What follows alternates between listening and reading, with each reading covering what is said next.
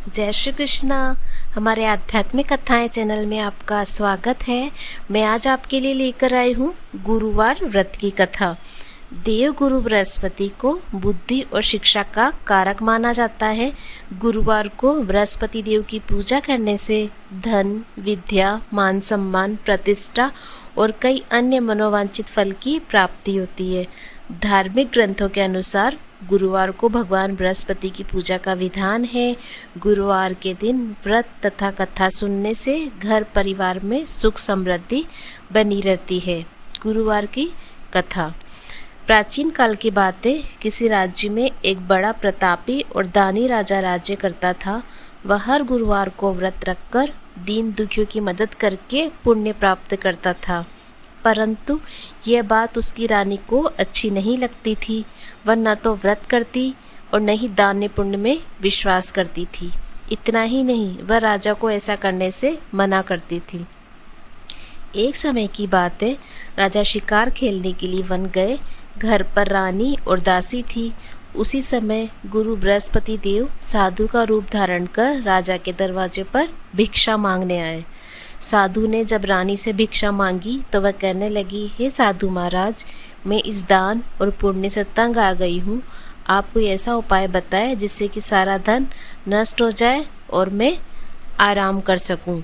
इतना सुनकर बृहस्पति देव ने कहा, हे देवी, तुम बड़ी विचित्र हो। संतान और धन से कोई दुखी होता है? अगर अधिक धन है तो इसे शुभ कार्यों में लगाओ। कुंवारी कन्याओं का विवाह करवाओ, विद्यालय, बाग बगीचे का निर्माण करवाओ, जिससे तुम्हारे दोनों लोग सुधरें। परंतु साधु की इन बातों से रानी की खुशी नहीं हुई। उसने कहा कि मुझे ऐसे धन की आवश्यकता नहीं जिसे मैं दान दूं और जिसे संभालने में मेरा सारा समय नष्ट हो जाए। तब साधु ने कहा, अगर तुम्हारी ऐसी इच्छा है तो मैं जैसा तुम्हें बताता हूँ तुम वैसा ही करना।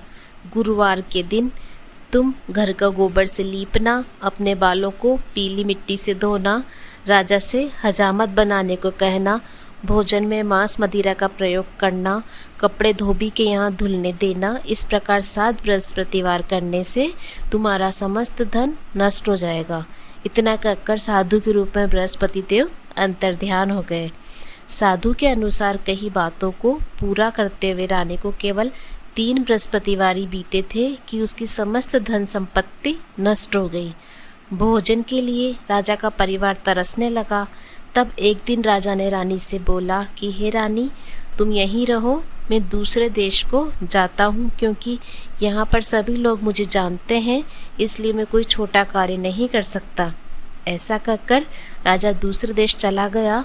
वहाँ वह जंगल से लकड़ी काट कर लाता और शहर में बेचता।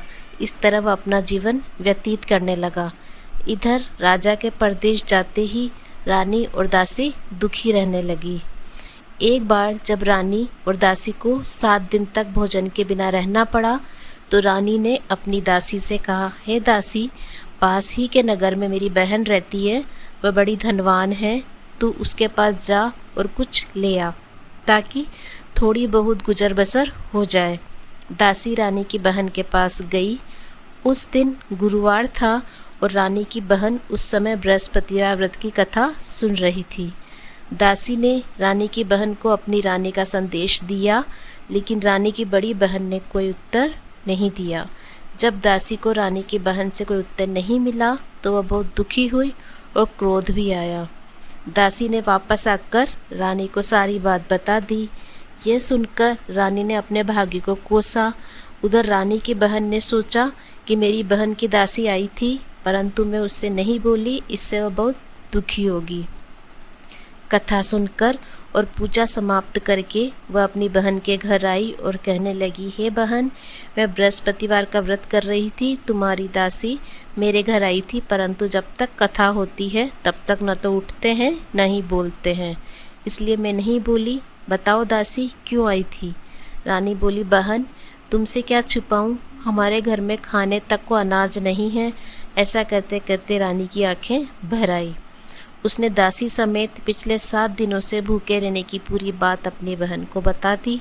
रानी की बहन बोली, देखो बहन, भगवान बृहस्पति देव सबकी मनोकामना पूर्ण करते हैं।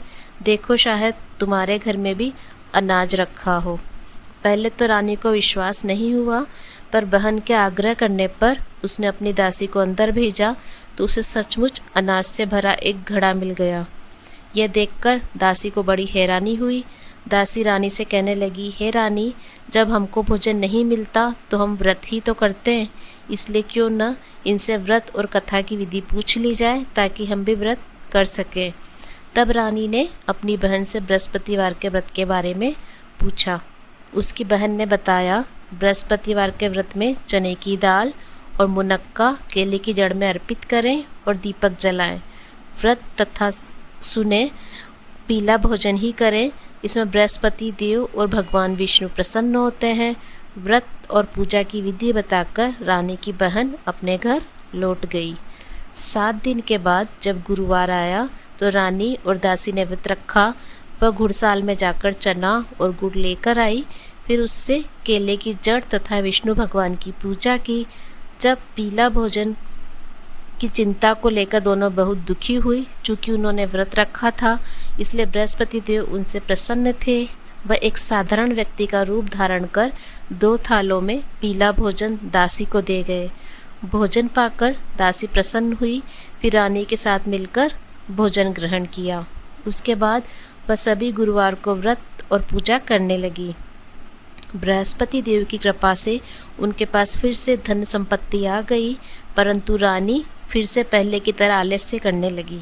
तब दासी बोली, देखो रानी, तुम पहले भी इस प्रकार आलस्य करती थी तो सब नष्ट हो गया था। अब जब देव बृहस्पति की कृपा से धन मिला है तो तुम्हें फिर से आलस्य होने लगा है।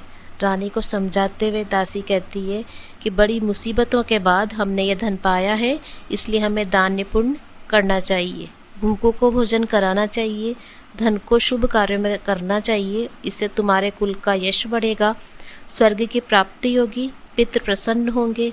दासी की बात मानकर रानी अपना धन शुभ कार्यों में खर्च करने लगी। इससे पूरे नगर में उनका यश बढ़ने लगा। बृहस्पतिवार व्रत कथा के बाद श्रद्धा के साथ आरती की जानी चाहिए। इसके बाद प्रसाद बांटकर उसे ग्रहण करना चाहिए। अगर आपको ये हमारी कहानी पसंद आई तो प्लीज़ लाइक एंड शेयर कीजिएगा एंड बेल आइकन का बटन अवश्य दबाइए। जय श्री कृष्णा, जय बृहस्पति देव, धन्यवाद।